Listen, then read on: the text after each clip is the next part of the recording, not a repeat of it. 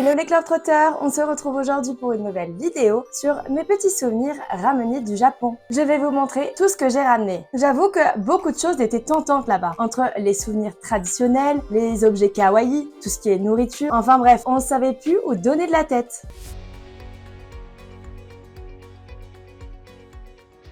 Bon, je m'excuse pour ma voix, effectivement j'ai un peu perdu ma voix au Japon, mais je vais bientôt la retrouver normalement. Alors, je vais commencer par la partie nourriture. J'ai ramené beaucoup de Kit Kat en tout genre. Des Kit Kat matcha, des Kit Kat fraises, mais aussi chocolat blanc et bien d'autres encore. Là-bas, il y en a vraiment pour tous les goûts et on voulait vraiment tous les goûter. Je les ai achetés à Osaka, 300 yens environ, soit 2 € le paquet.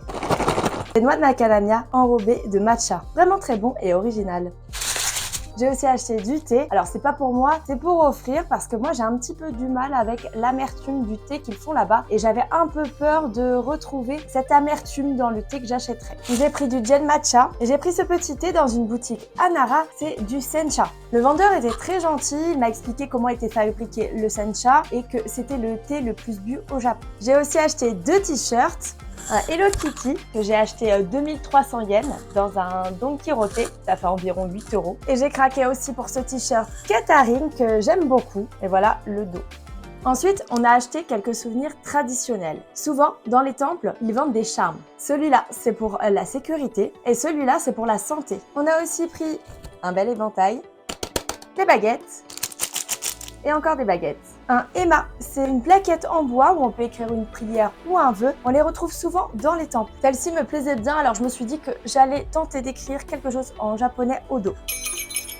Les Daruma, c'est des petites figurines, elles aussi destinées aux vœux. J'en ai acheté pas mal pour offrir. J'ai pris aussi les fameuses chaussettes que l'on porte avec les chaussures traditionnelles. En souvenir kawaii, j'ai pris Hello Kitty en kimono. Il est vraiment trop mignon. Un Hello Kitty en porte-clés. Ceux-là, je les ai gagnés dans des gachas, des machines à jouer où on peut gagner tout un tas de trucs dans des boules comme ça. Une petite boîte Fuki avec des chocolats. Fuki, c'est un personnage très connu depuis 1890. Sa boutique se trouve à Osaka. Pam Pam Porine, on dirait pas, mais c'est un Golden Retriever kawaii. On peut le retrouver dans beaucoup de boutiques kawaii. Totoro, lui, fallait que je le ramène. C'est le personnage phare de Ghibli. On peut le retrouver dans pas mal de Ghibli Store à Tokyo et à Osaka. Tu aimes cette vidéo? Ne manque pas mes autres vidéos à venir sur le Japon et abonne-toi. Un masque Ori. Alors, c'est le seul produit cosmétique que j'ai acheté au Japon parce que j'en ai acheté pas mal en Corée du Sud pendant mon escale. Voilà, donc à tester, c'est assez original et c'est en grande partie pour hydrater la peau.